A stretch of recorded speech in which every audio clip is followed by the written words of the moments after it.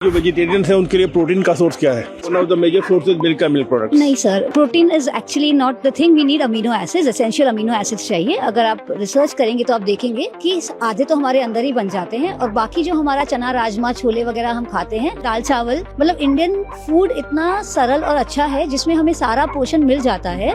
कुदरत ने ऐसे नहीं बनाया कि हमें किसी और स्पीसीज का दूध लेके ही वो मिलेगा। कुदरत में किसी भी स्पीसीज का बच्चा दूसरे स्पीसीज का दूध नहीं पीता है और हमारे में तो बच्चा ही छोड़ो, हम बड़े होके भी बच्चे ही रहते हैं। कोई भी मैमल है, मादा है, माँ है, वही दूध बनाएगी। ऐसा तो नहीं है कि हर गाय भैंस हर दिन जिंदगी भर दूध देती है, नहीं। सिर्फ जब वो माँ है तो प्रकृति ने वो क्यों बनाया? ताकि हमें न्यूट्रिशन पोषण मिले। जब हम नवजात शिशु थे, इन्फेंट थे और हमारी वो जरूरत थी, और कुछ सालों के बाद कुदरती वो बंद होता है। ये नेचर का इंस्टिंक्ट है। उसके बाद कुछ सालों बाद अगर आपको भाई या बहन होता है तो माँ को फिर दूध उस बच्चे के लिए आता है क्योंकि वो उसका पोषण है। ये इतना क्लियर जब हम समझते हैं, जानते हैं, तो हम ये भी समझ सकते हैं कि हाथी, घोड़ा, कुत्ता, बिल्ली, जिराफ, चूहा जो भी है, उसका दूध उसके बच्चे का पोषण है।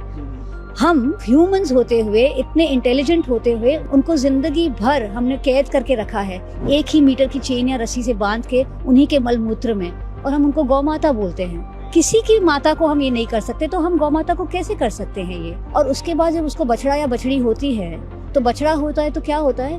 उसको मार देते हैं, बेच देते हैं। करेक्ट। तो हमने क्या सोचा कि हम तो सिर्फ दही खा रहे हैं, हम तो सिर्फ दूध पी रहे हैं, लेकिन हमारी वजह से वो जानवर कटा है या उसकी मौत हुई है। हमने देखा नहीं है क्योंकि वो कहीं दूर हो रहा है।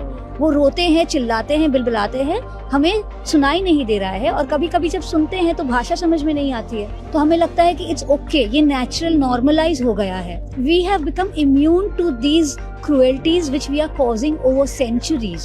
So the thing is, every individual has to be accountable for their actions.